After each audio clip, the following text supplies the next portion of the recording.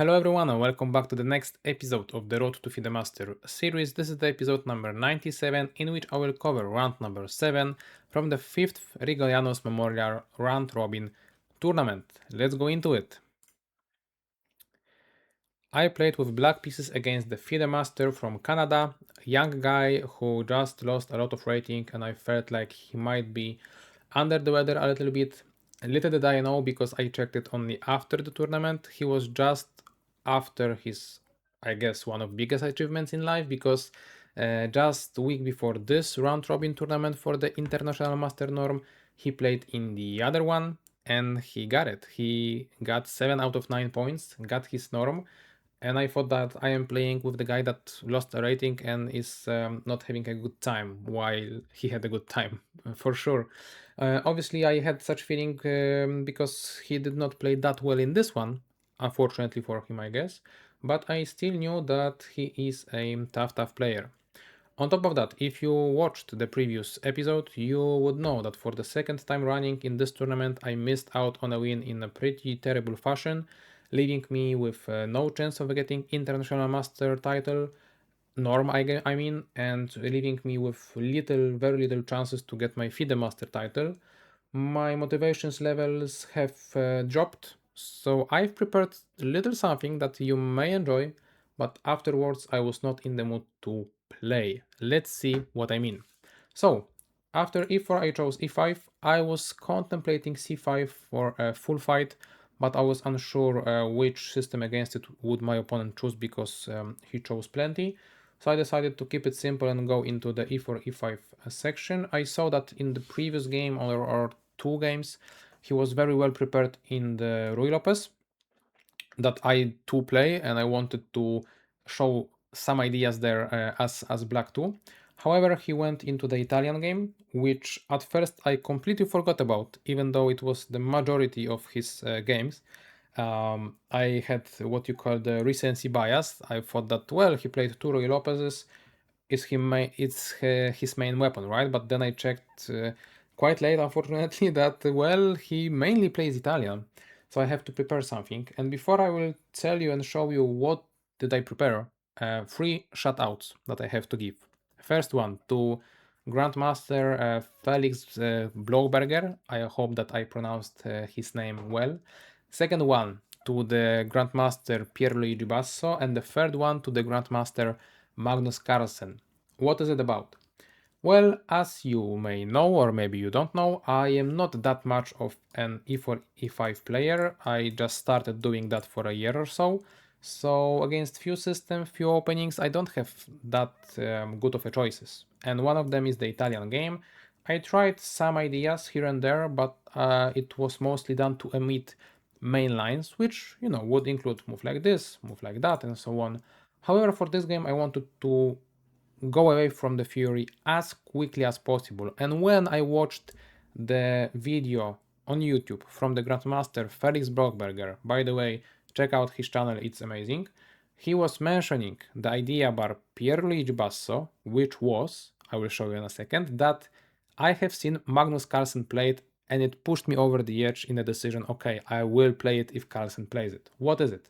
As I've said, this or that would be the main weapon. I chose d6, pretty unorthodox way of playing. Already as of now, white have plenty of choices of continuing.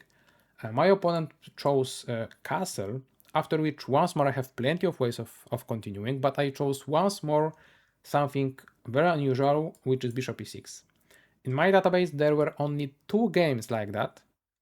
First one was lost by black in pretty terrible fashion, if I remember correctly, like 7 years ago or something. And the second one was played by none other than Magnus Carlsen. And he won that game against no one other than Gukesh D. Domaraju. And I felt, okay, if that's the case, let's play it.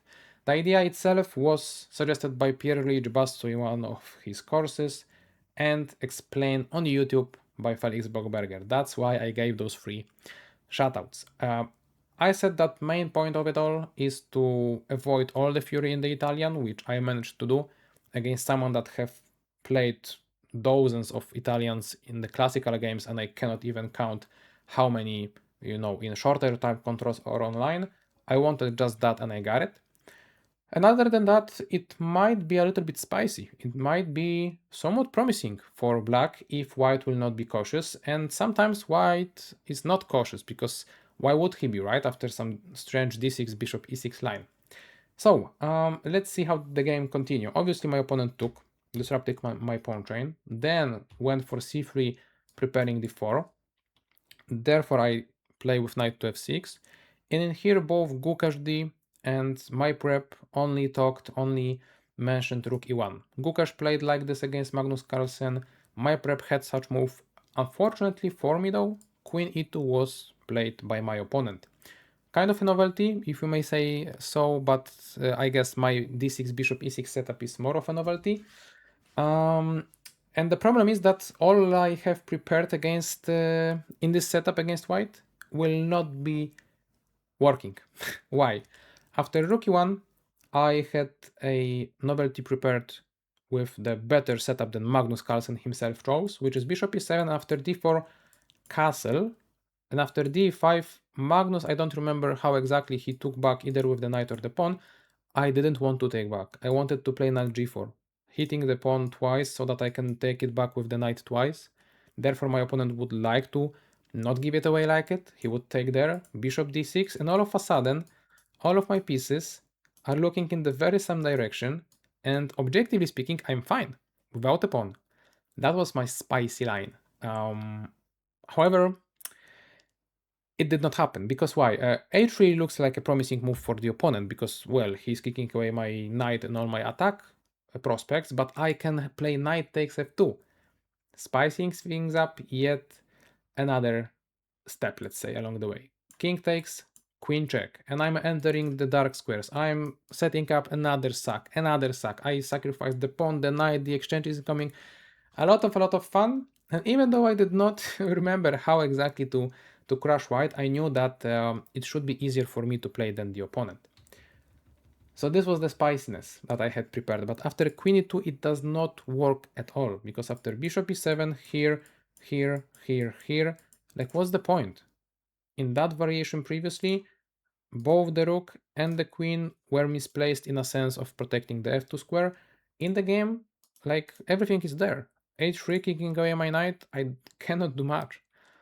And if so, once I've played queen e2, bishop e7, d4 happened, I knew that I don't want to take, because if I do, yes, I'm undoubling my pawns. Now my pawn structure seems safer and better, but giving away all the space in the center like that, giving away the square on c3 for the knight to jump to very easily was even worse, I assume, and I assumed well. So after that, I don't want to take. Therefore, it means that after castling, I will be taken. And once I will be taken, I for sure will not be even equal, because I have to take this way or that way. And I know that Carlsen did that in a sense against Gukash and he won the game. But in classical game, I mean, it would be hard for me to play for a win at any cost, because it's not that bad, but it's not great either, right? So for those reasons, after d4 I offered a draw, and that was my approach. I am not proud of it, but I want to be honest, and thankfully my opponent did not accept the draw offer, and it did not surprise me, to be honest, because he is clearly a little bit better. But instead of taking on e5, he actually played d5, which initially scared me even more, because I am now attacked on the light squares and I have no defenders of those squares. And once I took, I played knight b8, knight g5. Already he is making use of that. So usually in this type of positions, maybe not yet here, but rather after queen c8, which is logical, stepping away from the fork, doing that in a sense that does not block the knight and so on. After c4, usually in the past I would collapse sooner or later. I could not deal in the past with the threats like this. I would rather play h6, make this happen faster, make this happen now, crush me already. I just don't need to look at this knight. Maybe jumping there, maybe not. I didn't want that, you know? Thankfully though, after the work I've done on my own and with my coach some time ago, I kind of learned how to maintain the tension. I kind of learned how to keep things complicated even if they are not going in the right direction. For those reasons, I did not play this useless move, but I chose initiative on my own. I chose to fight for some space, for some breathing room, and I played c6 move, trying to undermine this pawn, logically speaking. Knight c3, however, happened, and once more, what do I do?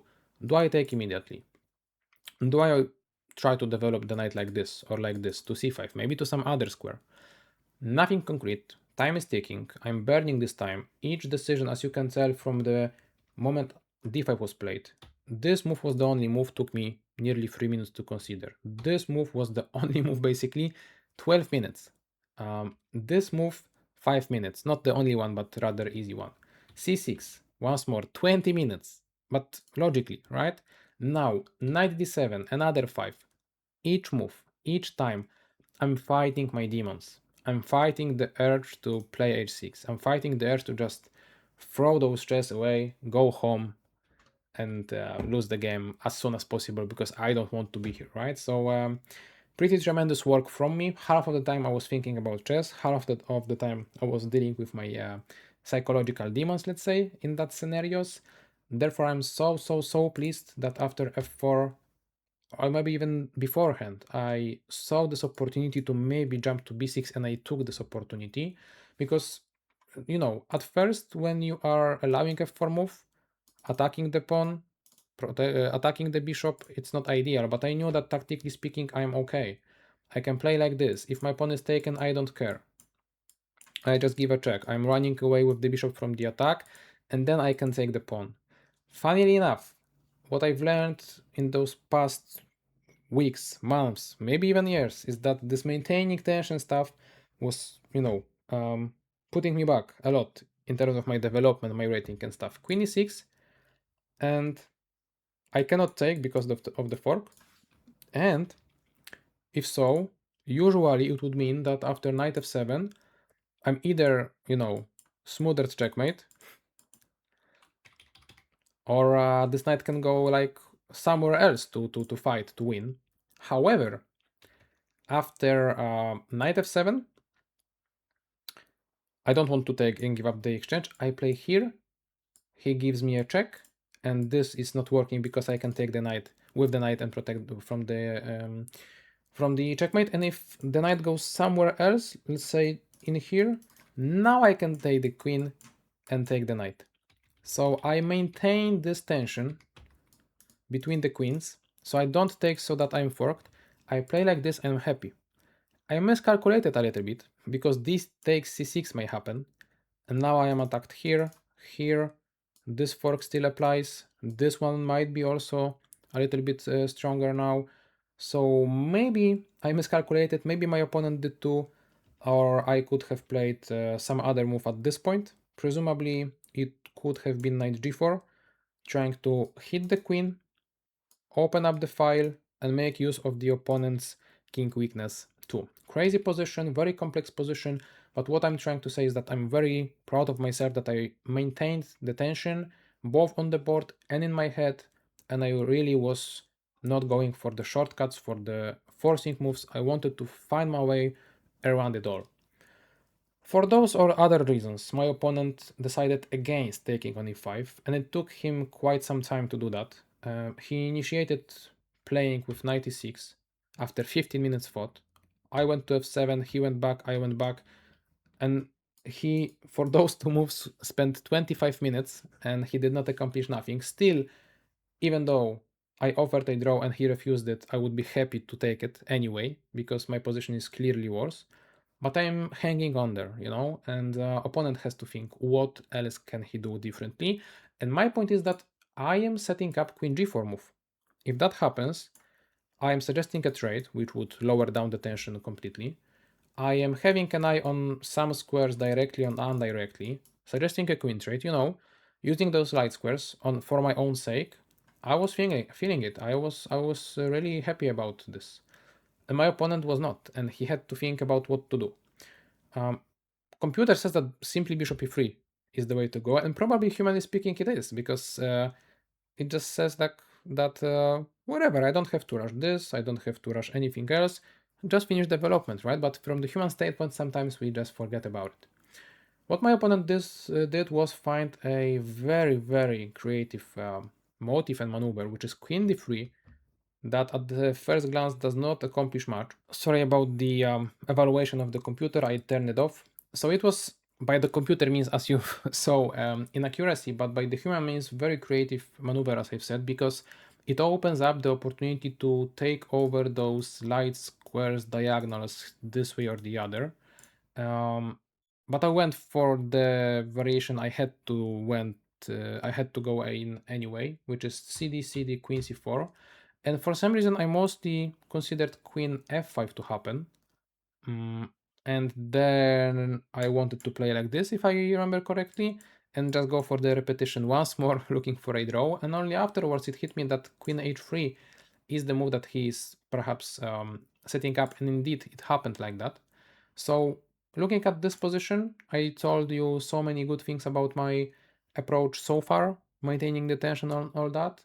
Within next 5 moves, my opponent wasted 40 minutes. I did 15, so not that terrible. But I'm still under some pressure. The obvious threat is that Queen e6 attacks both the king and the bishop, and Rook cannot help because the knight is there.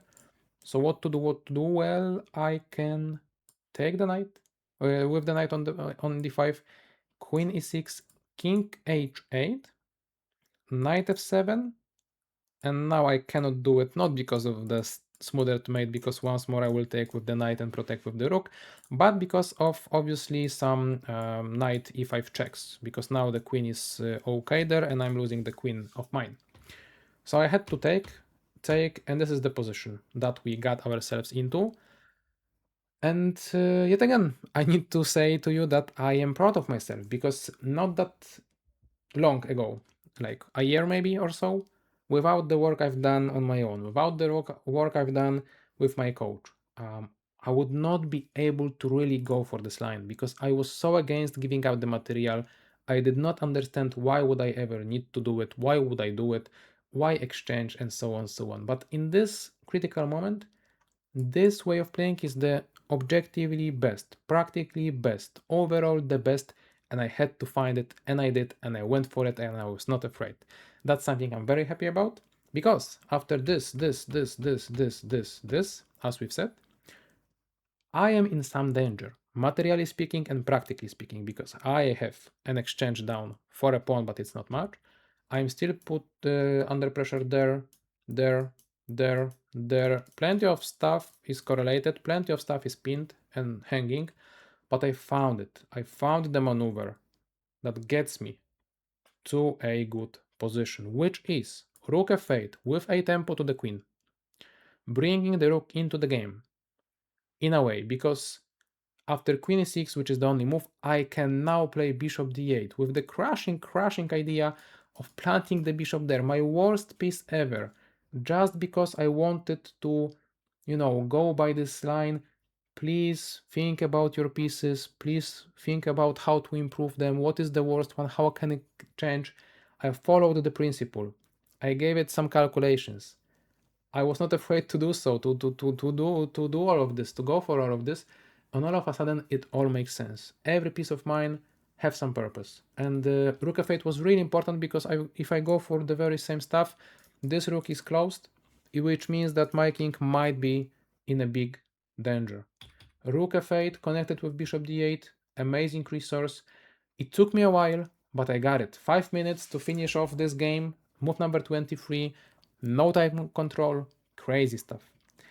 What's even crazier is that my opponent have used so much time on those 5 moves we considered and talked about, and all of a sudden now he started blitzing out. Maybe it was because he calculated from distance, maybe it was because he wanted to put some pressure on me, but he miscalculated terribly, badly, and it all went in a good way for me.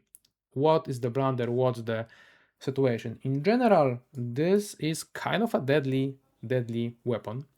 My opponent apparently would have to find knight d5, which I considered briefly, and I had a choice of either trying to take and go into such endgame, which I consider to be much worse, but maybe defendable. I would think about it. But after 95, I also found that bishop b6 can be played, because if this happens, I can take the queen, and if so, the bishop cannot be taken, and if so, I'm hitting there, and most importantly there. This is one of the biggest problems in white's position.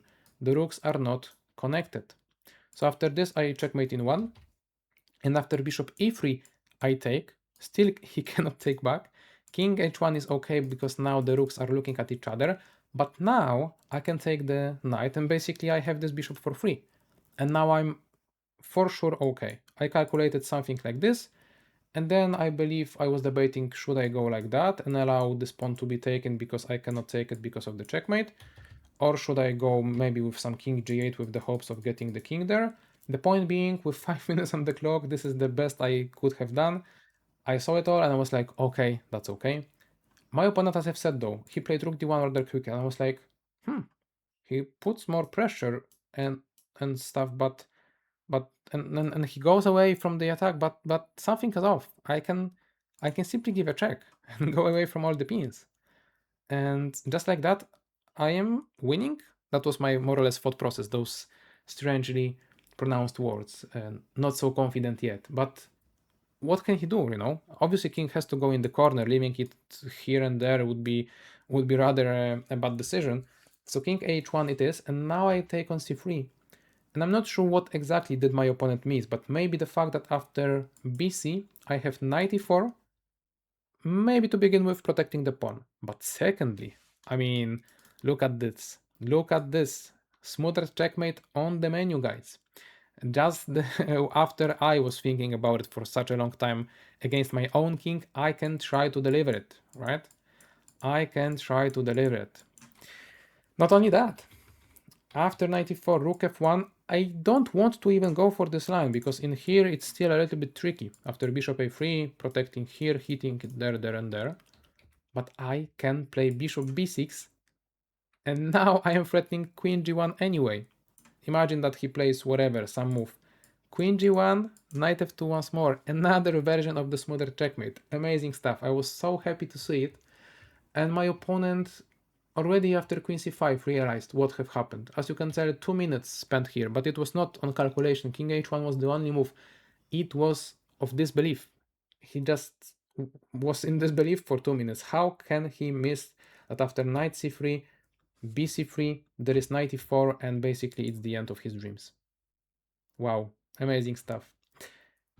For that reason, already as of now, he had to completely change his mind. He had to take on d6 just to claim the pawn, just to force the exchange of the queens. And after I did that, I have a tempo to just jump away with the knight. I do it by attacking the opponent's rook. He played to e6. After that move, I played bishop b6, trying to get him to take the pawn this way or this way, I believe. No, in here I can give a check and then discovery attack to the king and the rook. So like, yeah, I activated the piece firstly, and only after he kind of weakened his king with g3, I decided what to do, because I have only 4 minutes, and I felt it in my chest that with this bishop, this knight jumping there, maybe rook going like this or like that, I might have chances to go for some mating nets and whatnot, but I had no time to do it, and I did not want to risk losing of a pawn for nothing, so I just took, and only now played h5 with 2 minutes on the clock, but finally, finally, with a calm position. I knew that I have to just remain calm, collected, focused, observant, and everything will be okay. I have 2 knights for a rook, materially speaking, better position, maybe not winning yet, but as we know, 2 pieces should be better than 1. We are in the endgame. The pawn structure is solid, I don't have any worries. All I have to do is to not lose it against myself. I say myself because I feel like opponent cannot do nothing if I play it well, so it's not me against him, it's me against me. That was my approach. Move number 30, guys. So it feels like a long analysis already, but I believe that this game deserved it. It was a crazy one. As I've said, I told you, I was fighting my demons. I was fighting the stuff that I in the past would do wrong. Now I did better. extremely proud of myself, but still there is work to be done. With such low on time, however, I will not be getting too much into the analysis, into details, because there were none in my game. Like, how could have I any deep thoughts when I was so low on time, right? So after rook e1, I gave a check, played knight d3, hitting everything at once, exchanged, and we play now with activating the rook. I kind of wanted to do something there with the checkmating net, but it was simply not working really. So I started off by bringing the king into the game. Now I gave a check, I attacked the pawn, we exchanged one pawns. I felt like it's okay for me because in some scenarios I was worried that those two pawns would kick away my bishop from the very solid construction, and I didn't want that. So that is okay for me. I continued with some knight d5 followed up by h4 move, trying to go for some fork tricks and stuff. And if that doesn't work, I wanted to reduce once more amount of pawns. I've heard that reducing the amount of pawns is better for the side that is trying to save itself, themselves.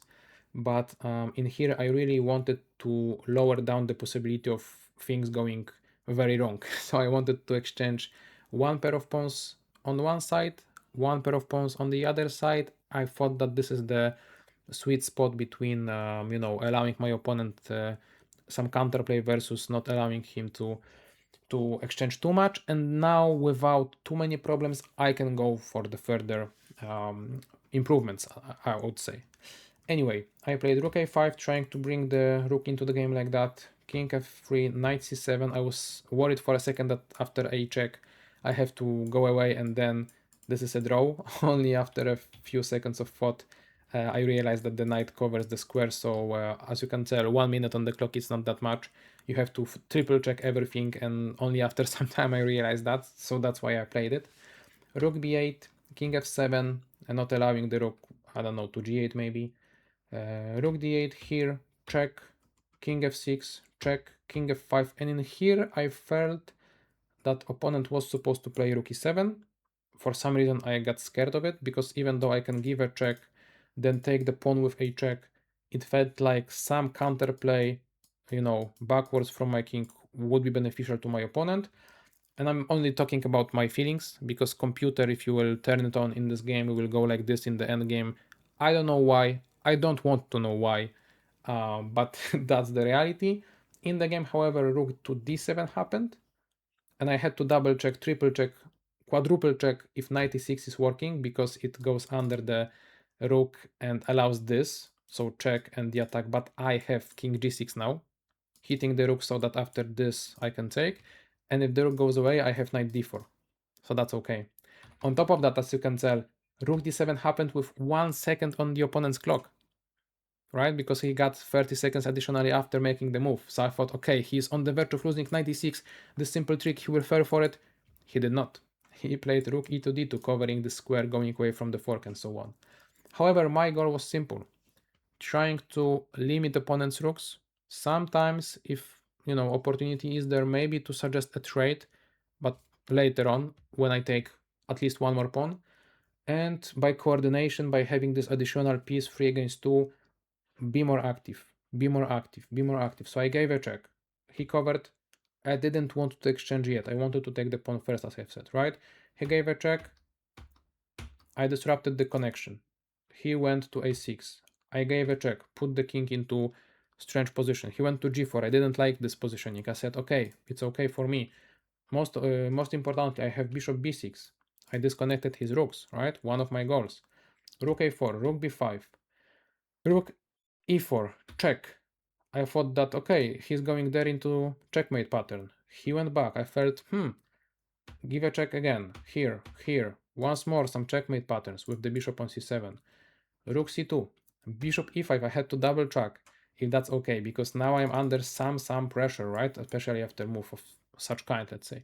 But it was okay. I checked it. I wanted to give a check, play like this, kick it away, take the pawn. Everything fine. After bishop e5, he plays h4. Good move, taking away the g5 square. Now I went down with the rook. King h3. check. I believe he missed that, because if he goes there, I can take the rook. If he goes up, I can give a check, place my rook very well, and play king f5, threatening to take there, threatening with the fork and so on. He plays king f2, basically the only move that I felt like it's saving him, because I cannot take the rook because mine is taken, and when I move my rook, he can move his rook to protect the other, right? On top of that, he's attacking both my light pieces, and I knew that I have to go to d1 specifically to then go to d5. Rook b5. He cannot take the pawn because the double attack. I still have some tricks. King f1 to go away from it, a5. Slow improvement. If you think about this position on move number 69 to the position on move number, let's say 39, you will imagine, you will see exactly my improvement. Over the few moves here and there, it's not visible. Over the bigger time, it is. I was really happy about it. But it's still not drop ban. I'm attacking the pawn twice actually. I did double attack and single defense. Very good. He had to play rook a2. Once more, disconnected rooks, not active rooks. I play rook c5, I don't remember what for. Rook a3, knight f4 hitting the rook. If he goes rook f2, which would be instinct to pin the knight, bam, checkmate. He didn't go for it. Rook d2, leaving the breathing space for the king. And now I was initially thinking, okay, how can I get him into the checkmating pattern? Is there a possibility? There was no possibility of such kind, at least in my eyes, and I still don't see it. So I went for the second best approach, which you remember I mentioned, which is to take at least one of his pawns. King g4, attacking the h4 pawn. And I'm fine in here. He had to play some move. He played king f2, I took. King f3, I went back. King e4, I would play king f6. I protect, okay, it doesn't matter, but I protect here, and I would give a check most likely. And then maybe push the pawn, or maybe take this one. It's okay. So after king g5, I'm going back, running back. He played rook a4. I'm like, okay, whatever, doesn't matter. King f5. Rook d8, I expected this move, trying to attack me from behind. I don't care. g5, solidifying the knight. Rook f8 check. Bishop goes back. Rook a8. And, you know, here it comes. Here it comes the decision. Do I take here and exchange the rooks? And I told you guys that my approach was that. First you take the pawn, then exchange the rooks. But in the time trouble, after 4 hours of play, you are asking yourself, wait, is this position winning? Two light pieces and the pawn for the rook, is it winning? For sure, 100%, 99? What saved me from this debate was the fact that I do not even have the opportunity to kind of protect this a5 pawn and avoid this kind of scenario. So I just said, okay, either I will be the clown of all time, or I will just win the game rather easily. So I take on v2. Funnily enough, Stockfish now suggests that it's a mistake that gives away plenty of my advantage, because after this, and that, it's not clear to the engine when is it winning. Winning position is far away in front of each other. Thankfully, it is winning in the end. So if you will not rely on the engine, but rather on the tables in the endgame tables, you will see that it's a winning position. Is it easily winning? Against Stockfish? Maybe not. Against, I mean, those tables, right? Against Stockfish, maybe yes. Against human, presumably yes. Because when you have those tables, I'm not sure, yes, table base. You cannot see it now, I guess. Maybe I will try to do it. Yes, look at this. There are results on the left. There are moves that lead to those results. There are amount of moves written already.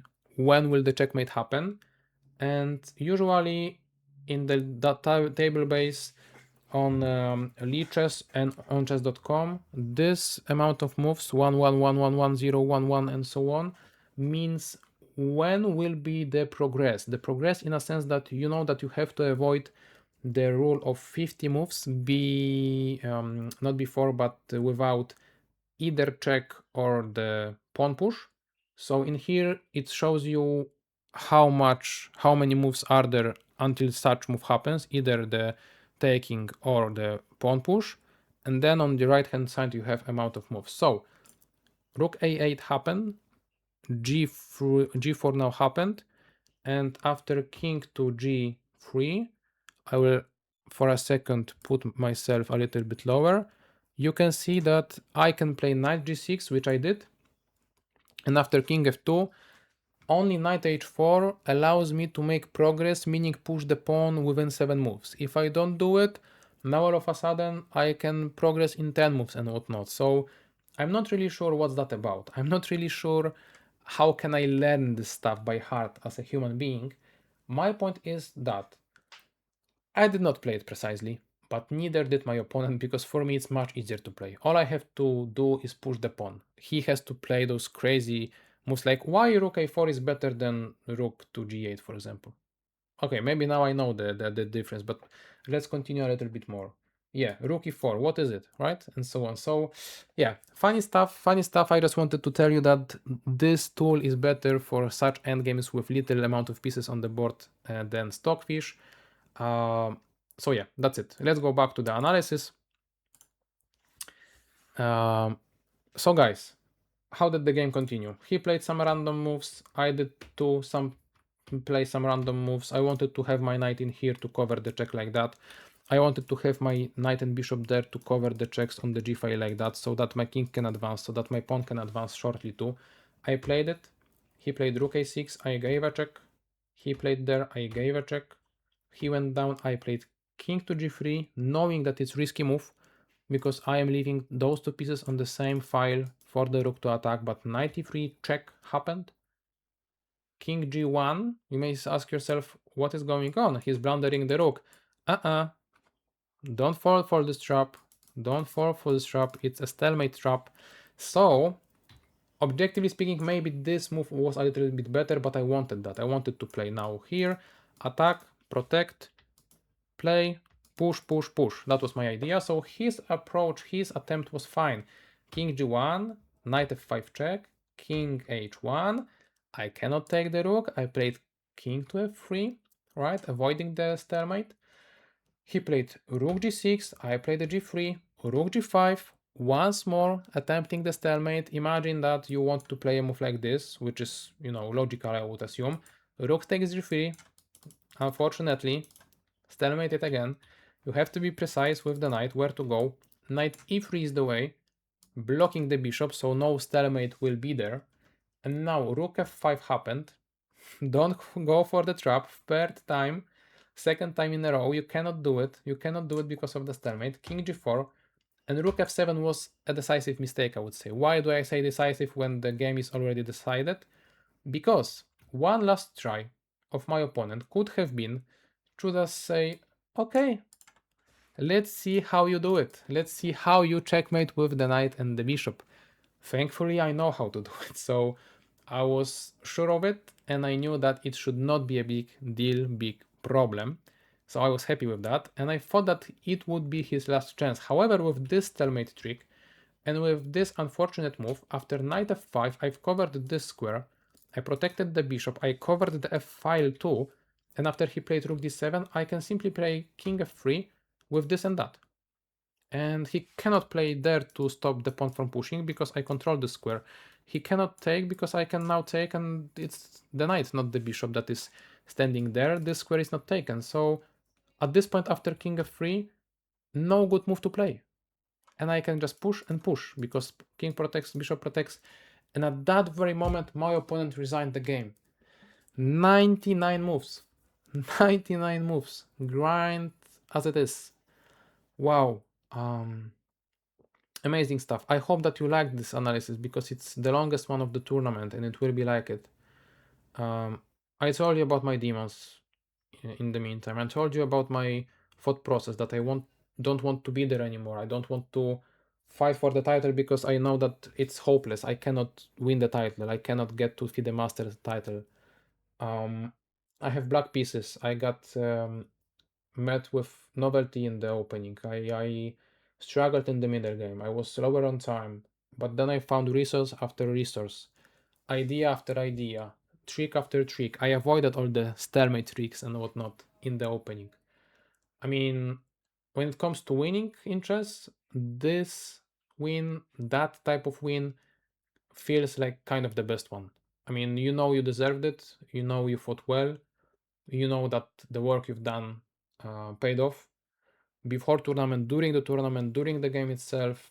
It's really fulfilling and also mentally exhausting, to be honest, because to live on such lows and highs within one day is yeah, it's tough. But I mean, I will happily take it, right? So here we are, here we go, here we fight still. We are in this game, guys. I won with black pieces first time in this tournament, and I've put myself in the position that when I keep winning, I will get this FIDE Master title. Um, so yeah, if you want to continue the journey with me, if you want to see how it went out and finished off, please join me during the tomorrow's video. It not be will be as long as this one, I assume, but still plenty of interesting insights there. So I hope you join me. Thank you all for watching this one. See you tomorrow. I'm exhausted just by looking at this game. Bye bye.